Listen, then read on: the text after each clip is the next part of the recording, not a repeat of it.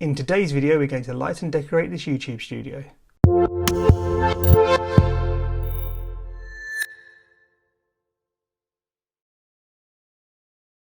Hi all, my name's Tom Fricker and welcome back to my channel. In today's video we're going to continue the process of setting up this basement as my YouTube studio. This is actually the second part of a video that I decided to split into two post-recording as it turned out to be way too long. It is also part of a bigger series that I'm putting together on setting up for YouTube. Please make sure you've watched the other videos, all of which are linked in the description below before this one. Anyway, in this video we'll continue the process of setting up my basement as a YouTube studio and focus on the decoration and lighting that we're going to place around the room. Let's get on with it. Okay, so let's move on to setting up the studio itself. There are generally two places where I think I'll be filming in this basement. The first is here on this sofa. This is a great space if I'm recording a more conversational piece or demonstrating a piece of equipment. I've got plenty of room to manoeuvre, so I'll probably just record sitting right here. As you can see, at the moment behind me is just a blank wall, so I'm really going to have a think about how I want to decorate and light this space to make it more interesting for you, the viewer. Now let's go and take a look at the other space where I'll be recording video. The second space I want to set up to record content is here at my desk, and this is actually probably where I record the majority of my videos, especially anything where I'm having to edit photographs, or we're looking on the internet for something, or just looking at pictures I've taken on a specific shoot. This is where I record. Again, behind me here is just another blank wall, so I'm really going to have to think about how I light and decorate that to make it more interesting for you. But as I mentioned in my first video, I also own an old GoPro, and I think I might use it at this desk to create an alternative angle. So when I'm recording here, I'm not just stuck looking at this camera, I can also look at that one if I'm demonstrating something. That's likely to be placed somewhere up here, and therefore looking directly at me and seeing what's behind me. So that's another space I'm going to have to look at with regards to lighting and decoration to really make it an interesting spectacle. But let's start with this wall. As I mentioned in my first video, I'm setting up a photography based channel, so I've taken a look from my portfolio and selected a couple of photographs to get blown up in a large print size so I can hang them here. Let's go and check them out.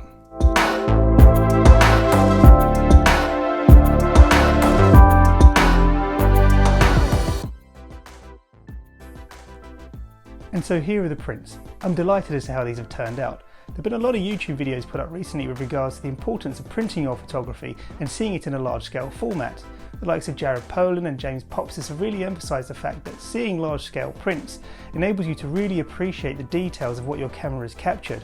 But it also does show up a lot of imperfections in the photographs that have been taken, maybe from a compositional perspective, and also the editing process that you go through.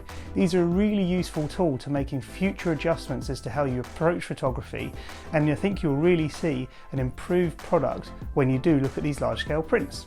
Now what became very apparent as I framed these photographs was that the glass the frames came with was incredibly reflective, and that really would not have worked in a situation in which I'm looking to utilise these pictures. I don't want all of the lights and the camera and everything opposite them being reflected in the glass on the frame, so I replaced it. Online I found this very inexpensive anti-glare glass which you could get delivered cut to size. I put that in a frame in replacement of what was already there, so that really eradicates that problem. You still get a little bit of light glare, but it's nothing compared to what you would have had with the original glass. The one thing I will say for these photographs is I'm not sure they make a great pair. A sunset and a nature photograph aren't necessarily two things you see hung next to each other very often, but the beauty of the clip frames that I'm using to put these up on the wall is that I can just take them down and replace them whenever I want to. So I've got great optionality for the future.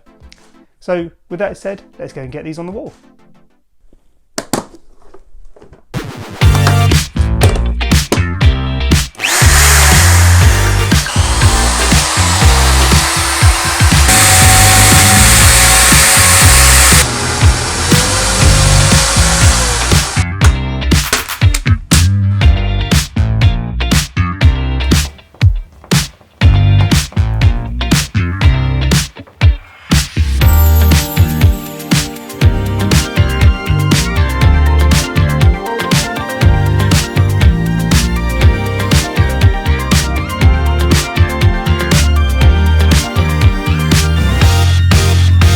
So as you can see, that's the pictures up on the wall, and I think they look great.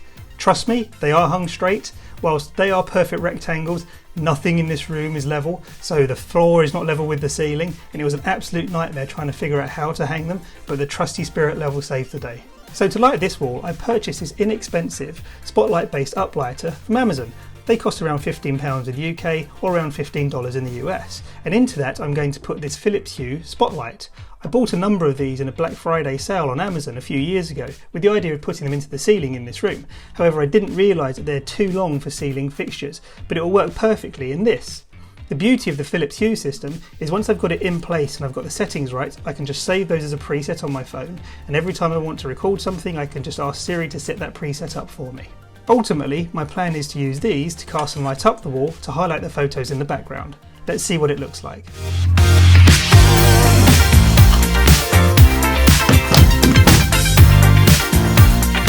So here we are, back at my desk. I've turned off the main lights in this room, so now all the light you're seeing is being generated by my off-camera light here, my desk lamp just here, and also probably a bit of ambient light coming from the computer screen.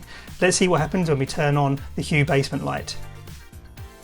There you go, you can see it's brightened up the wall behind me and really highlighted those pictures a little more. If I want to, because it's got the Hue light bulb in it, I can change that for something, say, maybe more vibrant or something a brighter white. Really, the opportunities are endless. I'll have to have a play with it and see what setup I think looks best, but I think it does a really good job of illuminating that wall and creating a bit of a nicer backdrop for the videos.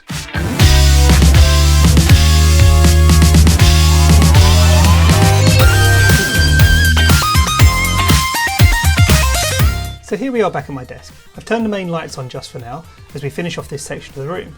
I will, after we've done this part, show what it all looks like put together. So as mentioned previously, I have an old GoPro Hero 4 which I plan to use for a secondary viewpoint here somewhere at the desk. I think I'm going to mount it underneath this unit so that whilst I'm filming here I can look up there and really give some additional colour to the content. In order to mount this to the bottom of this unit, I brought some sticky back pads which can be put onto the bottom of the actual mount for the GoPro. These should be strong enough to hold this up under here, and when I want to use it I can just put the GoPro up and hit record and off we go. Let's get this installed and then we can think about the view that the GoPro is going to have and how we can make that a bit more interesting for you guys to look at. So now we're ready to go. I've got the bottom of the sticky pad peeled off from the GoPro. Let's put it in place.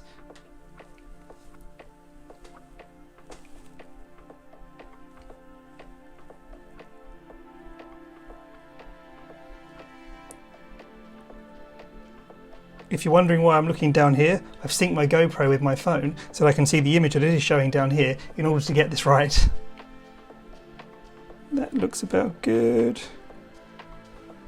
Put it on the side of my screen. Put it there. There we go, the GoPro's installed. I've got an alternative angle at which I can now talk to you guys. I can talk here if I've got a big conversational piece, but if I'm working on a computer or editing something, I can have an alternative angle coming from here. I can even talk to this. Now, what I need to do is look at the background at which the GoPro can see behind me and make that a little more interesting for viewing.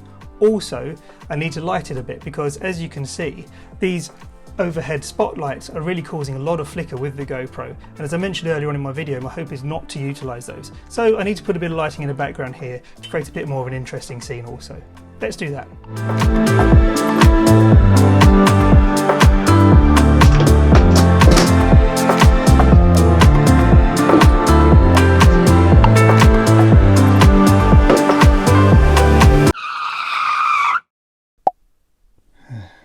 Tom from the future here. Yes, I realise this lettering is the wrong way round, but there is a lesson in itself. Don't use something like zoom to figure out whether or not writing is the right way round for your camera, because zoom mirrors the image.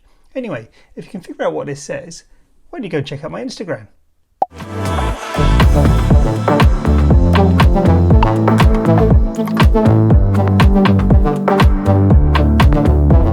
Okay guys, as you can see, I placed a few items in the background here, which will be in the GoPro's field of view. They should create a more interesting spectacle as you watch my videos. Over on this side, I've got an old light box which my wife got for her birthday a few years ago. I put my Instagram handle on that, so some great advertising. Over on this side, I've got an old IKEA lamp which I've had sitting around collecting dust for God knows how long. And in the middle, I've got my hydroponics. I'm only growing Italian herbs and some chilies, so nothing exciting there. But hopefully they'll create a more interesting and natural look for my videos as you're watching them. Let's go back to the desk and see what they look like. So here we are back at the desk, and I've got everything turned on. I've got the lamp on down here, illuminating the pictures that we put up on the wall earlier on. And also, for the GoPro, I've got the items in the background switched on now, hopefully creating a much more interesting scene for you guys to look at. Overall, I'm super happy as to how this has turned out. I think it will need a bit of playing around with over time. I need to figure out how I'm going to utilise this light and what settings I want to have that set up. And also for the background, I think a lot of them are maybe a bit too bright for the GoPro, so I really need to play with the settings and figure out the best way to capture the best quality picture for this video. However, I'm still really happy with this. I can now come down here whenever I want, turn everything on, hit the record button, and off we go. Okay, so let's move on. Let's go over to the sofa area now and get that ready for videoing. So here we are back at the sofa, and similarly to what we did by the desk, it's time to think about how to decorate the wall behind me to make it a more interesting spectacle for you guys, the viewers. My plan, as per the desk, is to utilise some photographs which I've taken myself and have had printed professionally. So let's not hang around, let's get them up on the wall and we can see what they look like and then move on to the lighting.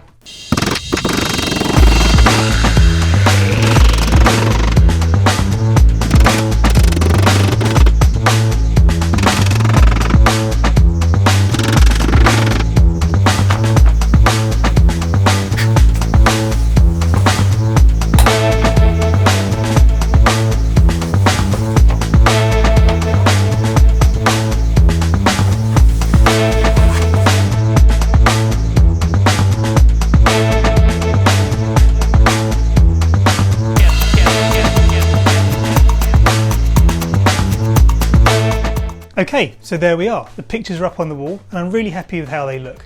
I think I probably could have gone a frame size bigger, but maybe I can change that at a later date. For now, I'm really happy with the way they provide a bit more of a distraction in the background and make the view for you a little more interesting. So let's move on to how I plan to light this wall. My plan is to use two of these relatively inexpensive spotlight based uplighters. Into those, I plan to put two more Philips Hue LED lights so that I can control them from my phone, similarly to the way I can control the one by the desk. The great thing about using the Philips Hue system is I can set all of the light bulbs up to link to one room, and once I've figured out exactly what settings I want to use for them, I can save that as a preset and just turn that on every time I want to record something.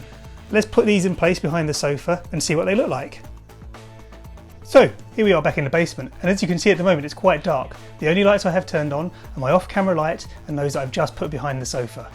Normally when I record in here I will be using the other lights also, so the one we put by the desk earlier on and also those that we put in view of the GoPro, so I'm hoping they will let off a bit more ambient light and really brighten the room up a little bit. But I left it as it was now just to really highlight how these lights behind the sofa are working. As I mentioned, they do have Philips Hue bulbs installed, so the great thing is I can now play with them and figure out exactly what kind of look I want to go for. For instance, I can go for a more vibrant look just by pressing a button on the phone app, or maybe I want to go for something a little more relaxing. I can really play with them and figure out what I want to do. And what I'm going to have to do over the next couple of days is figure out how to set up all these lights in conjunction with each other so I can really get the light in this room that I want. So now, let's take a look at the different settings we put in place and how the room looks all put together.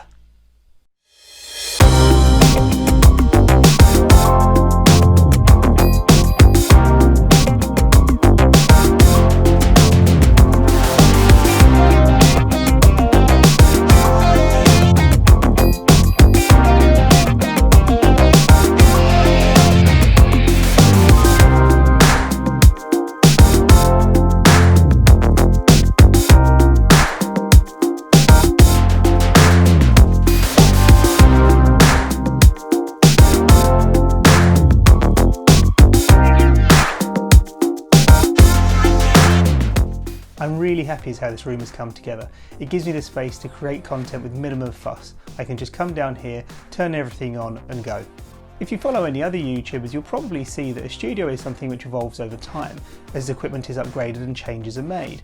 Some YouTubers even make annual videos where they take you through their current setup, and the same will be the case here. This is just a start and this will amend over time, but it's a perfect place for me to start creating my YouTube videos.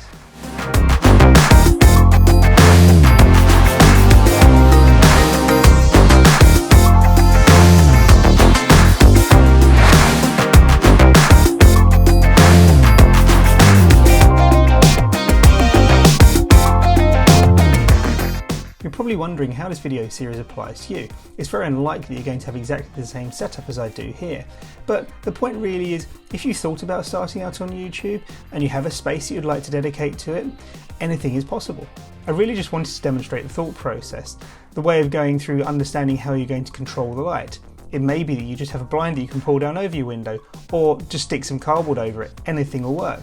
And also then how you're going to decorate the space that is going to be in front of your camera. So thinking about where your camera is going to be is important, and then finding things to put in the background to really make it more interesting for your viewers. Have a look around at what you already have. There's no need to go and buy lots of different things. It may be that you have some posters or pictures that you can put up in the background. It may be that you have some lights kicking around that you can actually use to light the space effectively. Anything will work. Anyone can set up a decent space for recording video in. Really, just have a go and start recording and see what you can produce.